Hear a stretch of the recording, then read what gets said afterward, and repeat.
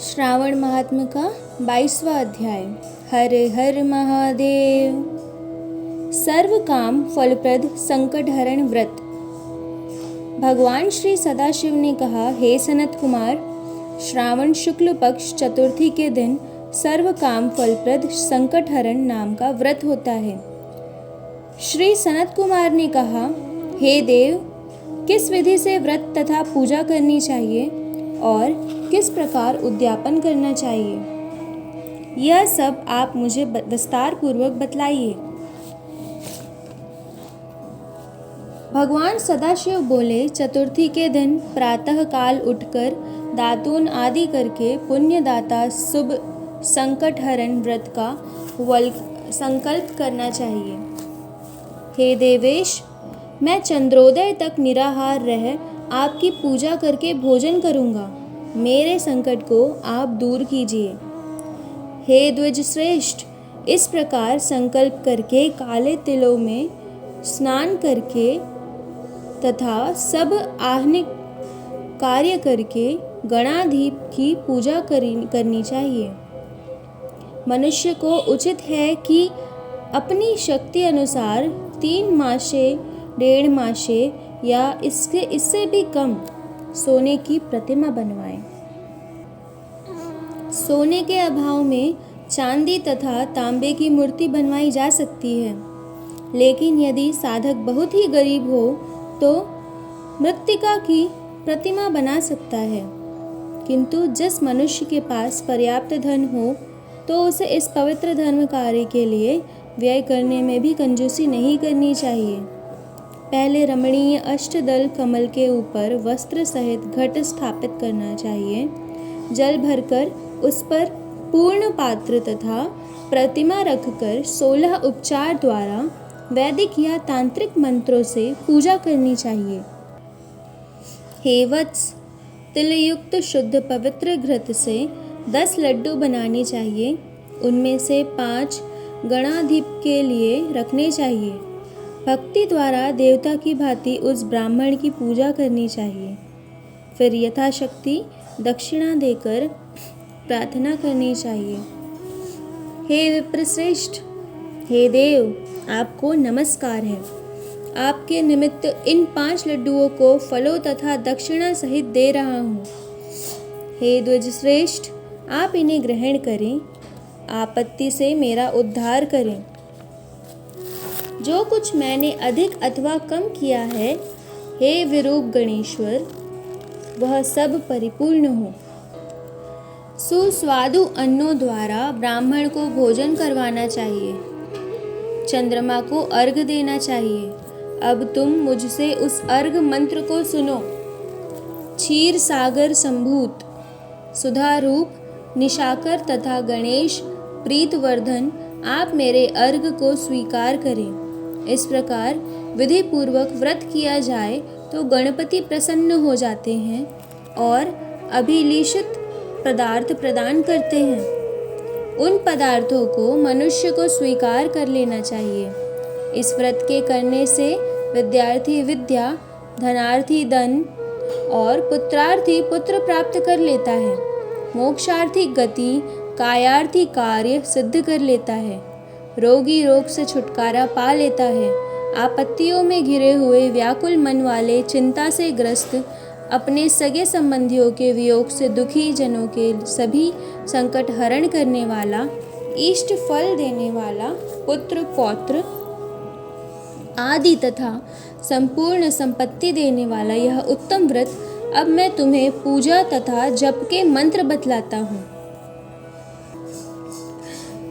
पहले ओंकार शब्द, फिर नमः, फिर हे रंभ के अंततर में लंबोदर शब्द, तत्पश्चात संकट निवारण शब्द को चतुर्यांत बनाकर अंत में स्वाहा शब्द कहना चाहिए।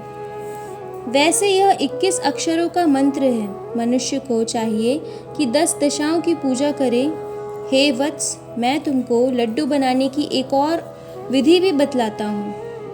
शुद्ध घृत से परिपूर्ण तिल सहित मूंग के लड्डू कतरी हुई गिरी डालकर बनाने चाहिए।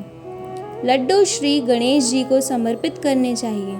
अलग अलग नाम पदों द्वारा गणनाथ की पूजा करनी चाहिए। हे मुनि सत्तम, तुम मुझसे उन नामों को सुनो। गणाधीप, आपको नमस्कार है। उमापुत्र, अघनाशन, एक दंत, दंतवक्त्र, मूषक वाहन, विनायक, ईशपुत्र, सर्वसिद्धि प्रदायक, विघ्नराट, स्कंद गुरु, सर्व संकट नाशन, लंबोदर, गणाध्यक्ष, गौर्य मंगल संभव, धूम्रकेतो, भालचंद्र, असुर मर्दन, विद्यानिधान, विकट और शूर्पकर्ण, आपको नमस्कार है। इन 21 नामों द्वारा गणेश की पूजा करनी चाहिए। भक्ति द्वारा विनम्र हो प्रसन्न मन से देव की प्रार्थना करके कहना चाहिए। हे विघ्नराट, उमापुत्र, अघनाशन, आपको नमस्कार है। मैंने आज अपनी शक्ति के अनुसार जिस कार्य के लिए आपकी पूजा की, उससे आप मुझ पर प्रसन्न हो। मेरे मन की सभी इच्छाओं को पूरा करें। प्रभु, आपकी दया से ही मैं सब काम को कर पाया हूँ। मेरे शत्रुओं की बुद्धि का नाश हो तथा मित्रों का अभ्युदय करें। इस प्रकार प्रार्थना करके अष्टोत्तरशत होम करना चाहिए। व्रत की समाप्ति के लिए लड्डुओं का वायन देना चाहिए। फलों से युक्त 7 लड्डू कहना चाहिए, गणेश की प्रसन्नता के लिए यह मैं ब्राह्मण को दे रहा हूँ। फिर उत्तम कथा सुनकर बड़ी अच्छी तरह से अर्घ दें। हे सप्तमे, आगे दिए मंत्र से 5 बार चंद्रमा को अर्घ देना चाहिए। क्षीरोदार्ण वसन भूत, अग्नि गोत्र समुद्र भूत, शशिन रोहिणी सहित मेरे दिए हुए इस अर्घ को स्वीकार करें। फिर क्षमा प्रार्थना करनी चाहिए। ब्राह्मणों को यथाशक्ति भोजन करवाना चाहिए। जो देव तथा ब्राह्मणों को भोजन करवाने के बाद बाकी रह गया हो, उसे स्वयं भोजन करना चाहिए। ऐसा ना कर सके तो भोजन यथामुख करना चाहिए। इस प्रकार 3 या 4 मास तक विधि द्वारा व्रत करना चाहिए। 5वें मास में साधक को भली भांति उद्यापन कराना चाहिए। साधक को पहले व्रत कुंड की शक्ति अनुसार प्रतिमा बनानी चाहिए। भक्त को चाहिए कि पहले वाली विधि से पूजा करके सुगंधित चंदन तथा नाना प्रकार के फूलों द्वारा पूजा करनी चाहिए। समाहित होकर नारिकेल फल से ही अर्घ्य देना चाहिए तथा ब्राह्मण को फल संयुक्त वाहन दान करना चाहिए।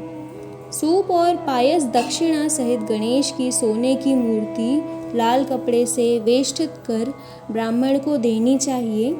व्रत समाप्ति के लिए 5 सेर तिल देना चाहिए और क्षमा प्रार्थना करके कहना चाहिए, विघ्नेश इससे प्रसन्न हो। इस प्रकार उद्यापन करने मात्र से ही अश्वमेघ के फल की प्राप्ति होती है। सारी इच्छाएं पूर्ण हो जाती है। सनत कुमार, मेरे कहने से पूर्व पार्वती ने इस व्रत को 4 मास तक संकल्प की प्राप्ति के लिए किया था। 5वें मास में उन्होंने कार्तिकेय को पुत्र स्वरूप में देखा था। महर्षि अगस्त्य ने समुद्रपान के समय इस व्रत को किया था। 3 मास के बाद उनको विघ्नेश के प्रसाद से सिद्धि प्राप्त हो गई थी। हे महामुने, इस व्रत को दमयंती ने 6 मास तक किया था, तभी उसको महाराज नल के दर्शन हो गए थे। अनिरुद्ध को खोजती हुई चित्रलेखा ने इसे किया। वह कहाँ गए? उन्हें कौन ले गया? वाणासुर के यहाँ जाने पर प्रद्युम्न व्याकुल हो गए। तब उसने रुक्मणी ने बड़े प्यार से कहा, पुत्र, मैं तुमसे जिस व्रत को कहने जा रही हूँ उसे तुम ध्यान पूर्वक सुनो। पूर्व समय में तेरे जन्म काल के समय मेरे सौरी घर से तुझको एक राक्षस चुरा ले गया था। बस मेरा हृदय तेरे वियोग से छलनी हो गया। मैं बिलखती थी कि मैं अपने सुंदर पुत्र का मुख कब देखूंगी। उस समय जब दूसरे स्त्रियों ने पुत्रों को देखती थी तो मेरा कलेजा फटता था। मैं उन स्त्रियों के पुत्रों को देखकर कहती, कहीं यह मेरा पुत्र ही ना हो। और इस प्रकार तेरे वियोग का दुख झेलते हुए कई वर्ष बीत गए। भगवत कृपा से हमारे यहाँ लोमश ऋषि आ गए। उन्होंने मेरी दशा देखकर मुझे संकट चतुर्थी का व्रत करने का उपदेश दिया। उनके आदेशानुसार मैंने यह व्रत 4 बार किया। बस उसके प्रभाव से तुमने वापस लौटकर शंबरासुर का वध किया था। यदि तुम भी इस व्रत को विधिवत करोगे तो तुम्हारे पुत्र का भी पता चल जाएगा और वह घर वापस लौट आएगा। हे तात, माता के आदेशानुसार प्रद्युम्न ने भी गणनाथ के प्रसन्नार्थ इस व्रत को किया। उसी समय नारद जी ने आकर उनको बताया कि अनिरुद्ध वाणासुरी पुरी में है। उसी समय प्रद्युम्न बाणासुर की नगरी में गए और बाणासुर को सैन्य सहित जीतकर अपने पुत्र को पुत्रवधु सहित ले आए। प्राचीन काल में दूसरे देवताओं ने भी विघ्नेश के प्रीत्यर्थ इस व्रत को किया था। इस लोक में इस व्रत के समान सिद्धि देने वाला और कोई व्रत नहीं है। ना ही इस व्रत का मुकाबला कोई तप या तीर्थ ही कर सकता है। अधिक कहने से क्या लाभ, कार्य की सिद्धि के लिए दूसरा कोई भी व्रत नहीं है। इस व्रत का उपदेश नास्तिक, अभक्त और शठ को नहीं देना चाहिए। पुत्र, शिष्य या श्रद्धा युक्त साधु को तुम इसका उपदेश दे सकते हो। हे महामुने, तुम धर्मिष्ठ, विघ्न नंदन तथा मेरे प्यारे हो, इसलिए मैंने तुमको इस व्रत का उपदेश दिया है। हरे हर महादेव।